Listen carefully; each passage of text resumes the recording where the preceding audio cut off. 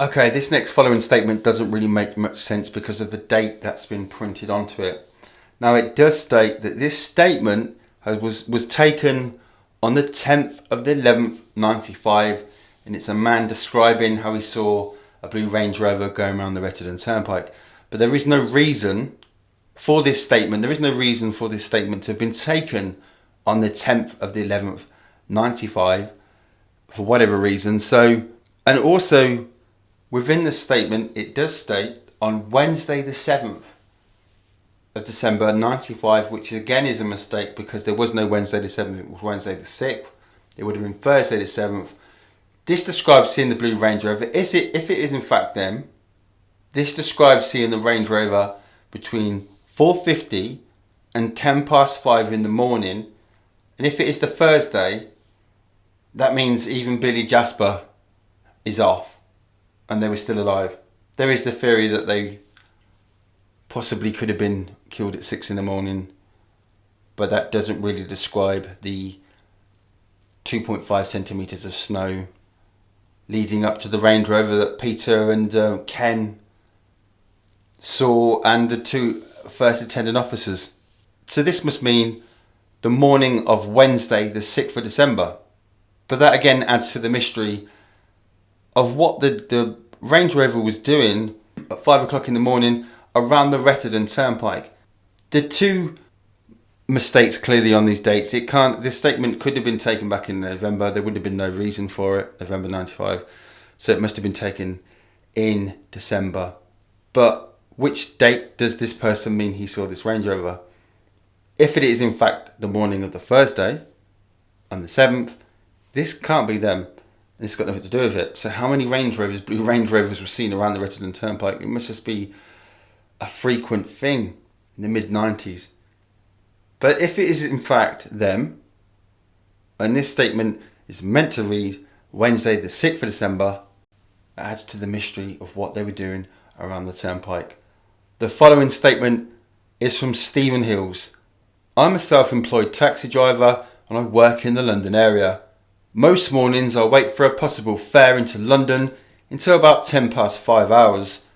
On Wednesday the 7th of December 95, which is clearly a mistake, I was sitting outside the Skoda garage on the Retterton Turnpike between 4:50 and 5:10 when I saw a beige grey Range Rover driving along the roundabout from the direction of Chelmsford and the direction of Southend.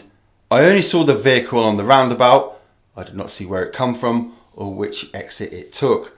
I noticed it in particular because it looked very heavily laden and the left side back was sitting low, which possibly could describe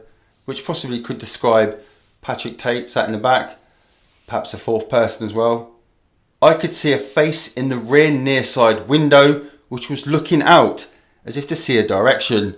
The vehicle I can only describe as being very plain. I did not see any bull bars or any extras. So if this is describing the Range Rover containing Pat, Tony and Craig on the turnpike, which would make sense because that's where they were spotted various times. Rebecca Carr on the evening of the 6th of December. And if it's to be believed, they were seen on the Retterton Turnpike around about 11 o'clock, which details recently came from the CCRC report from 2012. Whether it's true or not, and they were seen on the Retterton Turnpike at that time of night, that opens up to the Billy Jasper theory. But this statement, just again, for the third time I'll say it adds to the mystery of what they were doing. If this was them, if this is them, again being seen at 10 o'clock in the morning by the Theobalds, turning around in the farm shop, near the farm shop, if that's them, what are all these returns to that area? Now remember, they were seen not just if it's them. One of the descriptions does sound like Tony Tucker and Craig Rolfe, and obviously Rebecca Carr describing Patrick Tate in the backseat, possibly coming from the Fortune of War pub, as they were said to have left that area by 6 p.m. on the 6th of December 95. if that's the case, if they'd left by then, which blows apart really the story from Donna Jagger saying that she was dropped off at Lakeside at 5:30, 5:45, around about the same time that they would have been seen on the turnpike, around about the same time they would have been apparently leaving the pub. But again, been seen many times around the turnpike area, and if this is them, it just begs the question of what was really taking place that evening. And if they had been back to that lane, to that gate, to that area where they were found murdered, if they'd been back there several times that day, then this would not be out of the norm for them.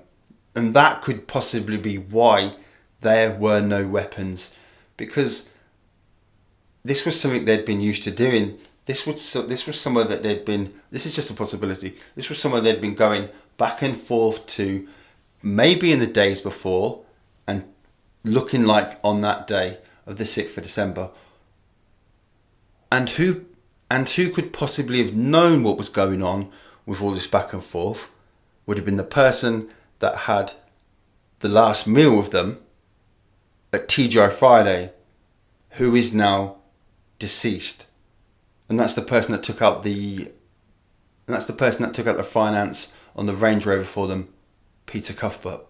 Also mentioned by Nipper when he had his trouble with Tony Tucker and Craig Rolfe. There was the third person there, and it was after the phone call, and meat cleaver was pulled out, and Nipper was given the choice of the hand or the foot. Peter Cuthbert was there that day, pulled off Tony Tucker from Nipper with Craig Rolfe.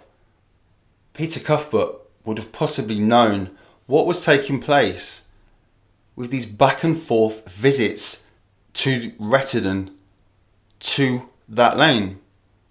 If it's them, because remember, we're meant to believe that the first time they ever went down there was that evening on the 6th of December, and that they were being shown it by Michael Steele. If there was anything happening that night that involved Michael Steele, and I really don't truly believe, I'm on the fence, but if anything, it would have been them showing Michael Steele the field, because it looks on all accounts as if they knew that area.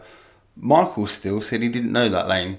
Michael Steele has said some interesting things in the CCRC report, and what he believes may have taken place that evening. Because obviously Michael Steele must have his own theories, if of course he is innocent of the murders himself. I initially missed this statement because of the date it was taken, but looking back at it now, if it is a mistake, then they were seen on the Rettendon Turnpike at 5 o'clock in the morning on the 6th of December, and again 4 hours later being back seen there. Begs the question, why? What were they down that lane so many times for, according to all these statements that were taken after their murders?